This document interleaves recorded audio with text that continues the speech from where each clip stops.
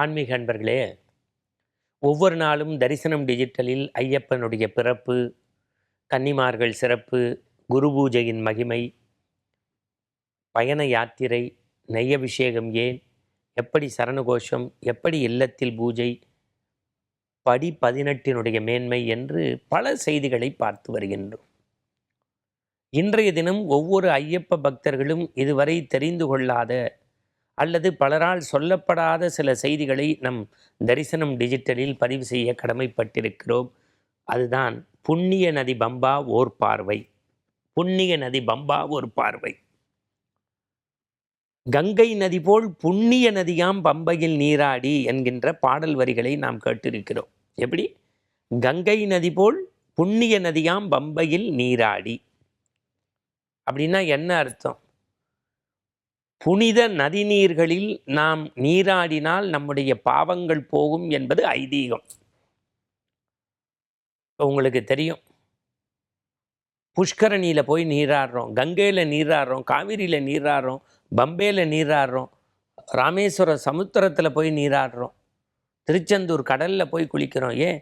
நம்முடைய பாவங்களெல்லாம் உருண்டோடி இன்பமும் மகிழ்ச்சியும் கரைபுரண்டு வரும் என்கின்ற நம்பிக்கை. இந்த முக்கனுடைய சிவபெருமான் இருக்கானே, மாங்கனி உடைந்து தேங்க வயல் வந்து மாண்புணல் விளைந்த வளநாடா மாந்ததவர் உண்பர்கோன் பரவி நின்ற மாந்துரை அமர்ந்த பெருமானேன்னு சொல்லக்கூடிய சிவபெருமானும் தனம் தரும் கல்வி தரும் ஒரு நாளும் தளர்வரியா மனம் தரும்னு அபிராமி அந்தாதியில் வேண்டுமே அபிராமி தாய் புவனேஸ்வரி ஜெகன்மாதாவும் ஒரு முறை தங்களுடைய குழந்தைகளிடத்தில் சொன்னாங்களாம், கங்கையில் காசியில் ராமேஸ்வரத்துல எல்லாம் குளிச்சா பாவம் போகுதுங்கிறாங்க. ஒரு நாளைக்கு 1,00,000 பேர் குளிக்கிறாங்க, ஆனால் 1,00,000ல் ஒருவர் தான் நம்பிக்கையோடு குளிக்கிறாங்க. நம்பிக்கை. பாவம் போகணும்னு நினைக்கிறது இல்லை, நம்பிக்கையோடு குளிக்கணும். ஃபெய்த்.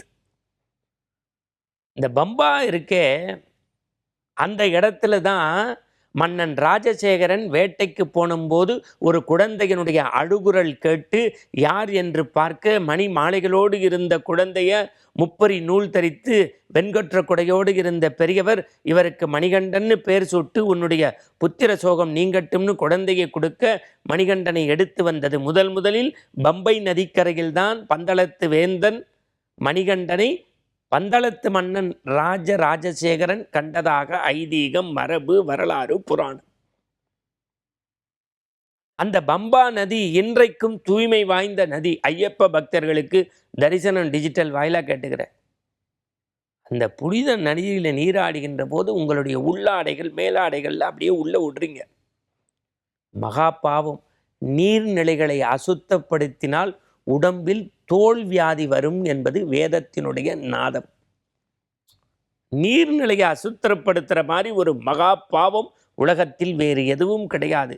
ஐம்பூத சேர்க்கையான மண்ணும் விண்ணும் நீரும் நெருப்பும் காற்றும் மாசுபடாமல் காப்பது ஒவ்வொரு ஐயப்ப பக்தர்களுடைய கடமை, பொறுப்பு, லட்சியம், வேட்கை.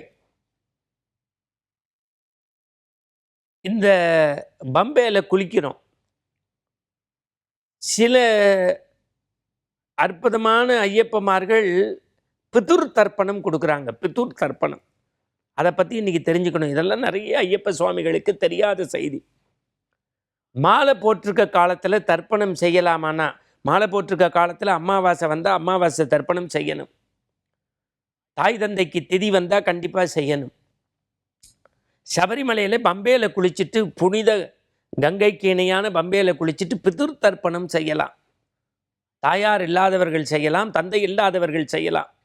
தாய்க்கும் தாயுடைய தாய்க்கும் தாய்க்கான தாய்க்கும் தந்தை தந்தையுடைய தந்தை தந்தையின் தந்தை அப்பா தாத்தா தாத்தாவின் தாத்தா என்று இப்போ பொதுவாக ராமச்சந்திர சர்மா, அருணாச்சல சர்மா, ஸ்ரீகிருஷ்ண சுவாமி சர்மா, அந்த 3 தலைமுறைக்கும் செய்தால் நம்முடைய பாவம் போகும்.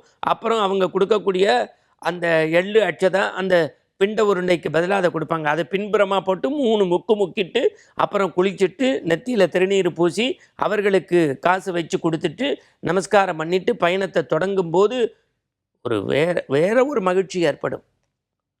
இந்த தர்ப்பணங்கள் எதுக்கு செய்யப்படுகிறதுங்கிறதுக்கு ஓர் எடுத்துக்காட்டு இதே கேரளாவிலே புனிதமான ஐயப்பன் கோவில் இருக்கக்கூடிய இடத்திலே தான் காலடியிலே ஆதிசங்கர பகவத்பாதா தோன்றினார்.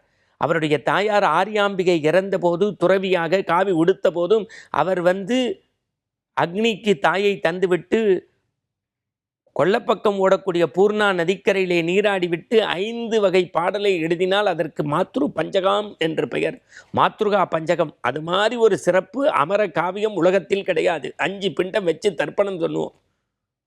மாத்ருகையான்னு ஒரு இடத்துல இருக்கு இந்தியாவில். ஏன் எள்ளும் தண்ணி இறைக்கிறோன்னு தெரிஞ்சுக்கணும். ஒரு தாய் தனக்கு பிடித்த ஒரு உணவை உதட்டருகே கொண்டு போவாளாம். அவள் அம்மா சொல்லுவாளாம், எள்ளு சோறு சாப்பிடக்கூடாது, வயிற்றில் இருக்க குழந்தைக்கு ஆகாதுன்னு ஒன்று. அப்படியே அந்த பிண்டத்தை கீழே போட்டுருவாங்களாம். அதுக்கு ஆதிசங்கரர் எழுதுகிறார், உனக்கு பிடித்த ஒரு உணவை உன் உதடருகே கொண்டு செல்வாய், வயிற்றில் இருக்கும் எனக்கு ஆகாது என்றவுடன் தொடர்ந்தாய் அல்லவா, அதற்காக இந்த பிண்டம், இந்த தர்ப்பணம். 2வது வரி எழுதுவார் மாத்ருகா பஞ்சகத்தில். ஒரு பெண் குப்புறவும் படுக்கலாம், நிமிர்ந்தும் படுக்கலாம், ஒரு கழிச்சும் படுக்கலாம்.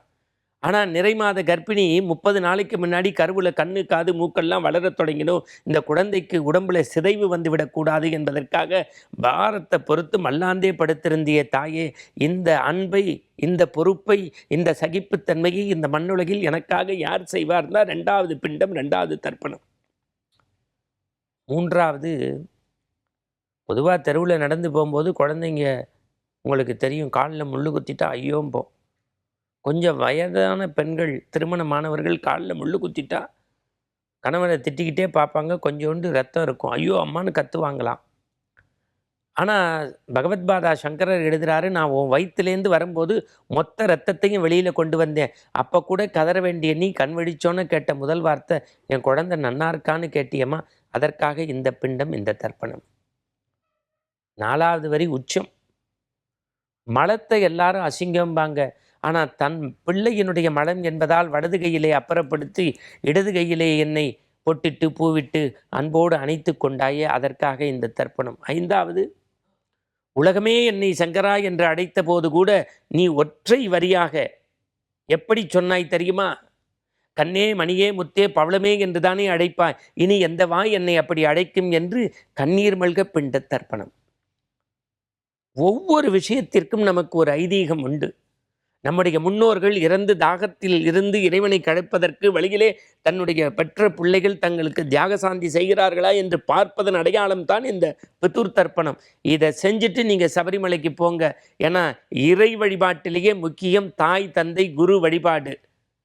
அப்போ நினைப்பாங்களாம், ஐயப்பன் தாயையும் தந்தையும் மறக்காமல் இந்த புண்ணிய நதியில் நீராடி பிதுர் தர்ப்பணம் செய்து இவன் பயபக்தியோடு வரானே, சகல சௌரிய ஐஸ்வர்யமும் கிடைக்கட்டும்னு வேண்டிப்பாங்களாம்.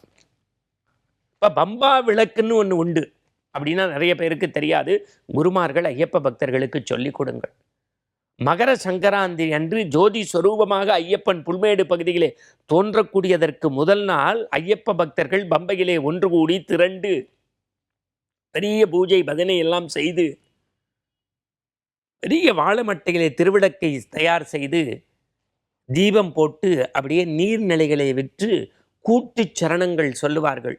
ஜோதி ஸ்வரூபனே சரணமையப்பா, கண்கண்ட தெய்வமே சரணமையப்பா, கலியுக வரதனே சரணமையப்பா என்று கூட்டு சரணம் சொல்லுவார்கள். அந்த அடுப்பு மூட்டக்கூடிய புகை சாம்பலிலிருந்து விவசாய நிலங்களுக்கு தெளிப்பார்கள். ஏன்னா பயிர் செழித்து வழங்கும். அதனால்தான் இன்றைக்கும் இறை வழிபாட்டில் கார்த்திகை தீபத்தில் சொக்கப்பான் வழிபாடு என்று உண்டு. அந்த சொக்கப்பானில் இருக்கக்கூடிய சாம்பலை அற்புதமாக எடுத்துட்டு கொண்டு போய் வயல்வெளிகளில் தெளித்தா பயிர் செழித்து வரும் என்பது மரபு. ஒவ்வொருக்கும் ஒவ்வொரு ஐதீகம் உண்டு. ஐயப்ப வழிபாட்டில் பம்பை நதி என்பது நாம் காசியிலும் கங்கையிலும் கோதாவரியிலும் ராமேஸ்வரத்திலும் இன்னும் சொல்லப்போனால் கும்பகோணத்து மகாமகத்திலும் புஷ்கரத்திலும் நாம் துலா மாசத்திலே துலாஸ்தானம் செய்கின்றோமே, அவற்றிற்கெல்லாம் ஈடு இணையற்றது இந்த பம்பா நதி. அந்த பம்பையிலே புனித நீராடி பிதுர் தர்ப்பணம் செய்ய வேண்டியவர்கள் பிதுர்க்கடமையை நிறைவேற்றி பெருமுடி அவிழ இருமுடியோடு ஐயப்பனை சென்றால் கண்கண்ட தெய்வம் கலியுக வரதன் நம் உள்ளத்திற்கும் இல்லத்திற்கும் மகிழ்ச்சியை தருவான். அந்த ஆனந்தம் பம்பா நீரைப் போல கரைபுரண்டு ஓடும். ஐயப்ப பக்தர்களுக்கு தரிசனம் டிஜிட்டல் வாயிலாக வேண்டுகோள். பிளாஸ்டிக் பொருட்களை பம்பையில் பயன்படுத்தாதீர்கள். உங்களுடைய பழைய உள்ளாடைகளை பம்பையில் விட்டுவிடாதீர்கள். பம்பை நீர்நிலையை சுத்தமாக வைத்திருந்தால் இந்த மண்ணுக்கும் இயற்கைக்கும் மகானுக்கும் ஆண்டவனுக்கும் நீங்கள் செய்யக்கூடிய பெரும் தொண்டு அதுவாகத்தான் இருக்கும். ஐயப்ப பக்தர்கள் கால வெள்ளத்தால் அழியாத கல்வெட்டாக பம்பை போல நின்று நிலைத்து நிற்பார்கள். சுவாமி சரணம் ஐயப்பா. மீண்டும் இது போன்ற சுவைமிகு செய்தியோடு நாளை சந்திப்போம். உங்கள் தரிசனம் டிஜிட்டலில். சுவாமியே சரணம் ஐயப்பா.